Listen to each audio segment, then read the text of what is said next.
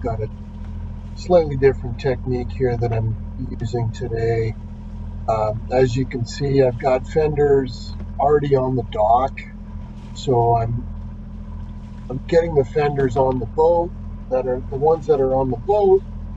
I'm putting them aboard so that they don't get hung up on the fenders on the dock as I'm backing out. I've already undone the bow line and the midship line, and the first thing I'm going to do is I'm just going to manhandle it out. Oh, probably about a quarter of the way, and you can see I'm doing that there. Now, the key point here, or one of the key points, is my prop walk is to starboard. So what happens if I just try to go straight out? The prop walk pulls the boat, to starboard, and then my bow and my anchor end up getting fouling in that boat beside me to port. So what I want to do is I want to pull my stern and move my stern to port kind of as much as I'm comfortable doing, by myself, so that I'm starting going in reverse on an angle. Of course, you still have to climb aboard. So I'm about a quarter of the way out. I push the boat to port, stern to port. Now putting it in reverse. See, with the wind and the current is pushing me back a bit. So I give it a burst in reverse. You can already see the stern is now moving to starboard, but then I stop once I've got some forward momentum, and then I'm moving the rudder to port hard over to sort of,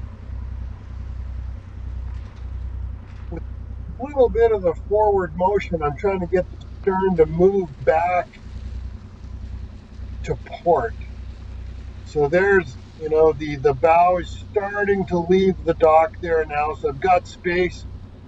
So I'll just give a little burst in reverse, and then I have it still hard over, and the rudder, without the prop walk, the rudder starts to grab. Even though I'm moving slowly, it is grabbing. The other piece is that the tide is starting to go out now. So the tide is flowing from the stern to the bow of the boat, from the top of the screen to the bottom of the screen. So the tide is actually helping me to turn the boat a little bit as well. So I've got it still hard over, and the stern is slowly coming to port.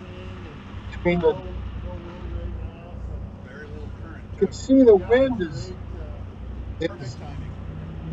from the port as well. So the wind is helping me bring the bow around as well. Slowly coming, keeping an eye on the room, doing everything super slow.